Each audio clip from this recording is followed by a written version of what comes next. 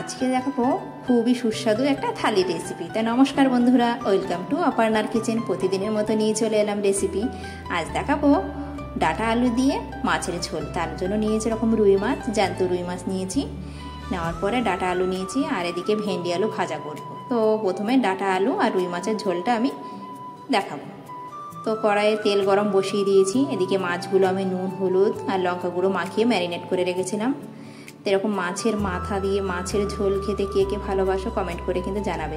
আর মাছের মাথা খেতে আমার খুবই ভালো লাগে, বিশেষ করে এরকম আলু, ডাটা আর তার মধ্যে মাছ তো থাকে। সবাই তো মাছের মাথা খায় না, তো মাছও আছে, মাছের মাথাও আছে। এভাবে মাছের ঝোলটা দেখাবো। মাছগুলো ভেজে তুলে নিয়েছি। এবার ডাটাগুলো হালকা ভেজে নেব, বেশি কিন্তু ডাটা ভাজবো না। ভেজে তুলে নিয়েছি। একটা তেজপাতা 2 টুকরো করে ফোড়ন দিয়ে এখানে দিয়েছি বড় সাইজের একটা পেঁয়াজ কোচানো আর টমেটো কোচানো দিয়েছি ছোট সাইজের।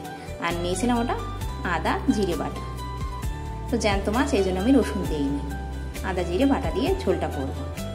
তো আদা জিরে বাটা দিয়ে এরকম একটু জল দিয়ে দিয়েছি। দেওয়ার পরে একটু নুন দিয়ে দেবো। নুন দেওয়ার পরে দিয়ে দেবো লঙ্কা গুঁড়ো, একটু হলুদ গুঁড়ো দিয়ে দিয়েছি। দিয়ে ভালো করে মশলাটা আমি এখানে কষিয়ে নেবো। দেখুন মশলাটা কিন্তু কষিয়ে নেবো। মশলাটা যতক্ষণ না গা থেকে তেল ছেড়ে দিচ্ছে ততক্ষণ আমি মশলাটা কষিয়ে নেব। এবার দিয়ে দেবো আলু। আলুটা কিন্তু আমি এখানে 50% সেদ্ধ করে নিয়েছিলাম। আর দিয়েছি 2-3টে কাঁচা লঙ্কা দিয়ে ভালো করে কষিয়ে নেব। তো দেখুন ভালো করে কিন্তু কষিয়ে নিয়েছি। এবার দিয়ে দেবো পরিমাণ মতো জল দিয়ে দেবো। তো জলটা এরকম ফুটতে দেবো।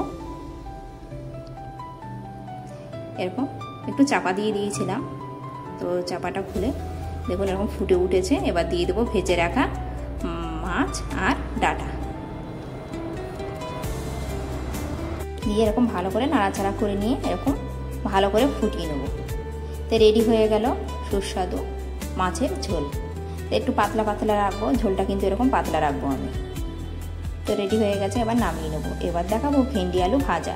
তো সর্ষের তেল গরম করে আলু আর ভেন্ডি একসাথে দিয়ে দেবো। দিয়ে দেবো নুন আর কাঁচা লঙ্কা। একটু ভাজা ভাজা হয়ে এলে তারপরে দেবো হলুদ গুঁড়ো। তো দেখুন আমি অর্ধেক ভেজে নিয়েছি, তারপরে কিন্তু হলুদ গুঁড়োটা দিয়েছি। এরকম মাছ বরাবর হলুদ গুঁড়ো দেবেন, তবে মানে কড়াই কিন্তু লেগে যাবে না। এবার দিয়ে দেবো একটা বড়ো সাইজের কোচানো পেঁয়াজ। এভাবে পেঁয়াজ দেবেন, ভালো হবে। এদিকে দেখুন ভাত রান্না করে নিলাম, মানে পেঁপে সেদ্ধ ভাত করে নিলাম, নিয়ে ফ্যান ঝরিয়ে নিয়েছি। এদিকে দেখুন ভাজা প্রায় হয়ে গেছে, এবার নামিয়ে নেব। তো রেডি হয়ে গেছে ভেন্ডি আলু ভাজা। এবার নামিয়ে নেব। এবার থালি সাজিয়ে কিন্তু খেতে বসে পড়লাম। তো আজকের মতন এটুকুনি, টাটা। দেখা হবে নেক্সট ভিডিওতে।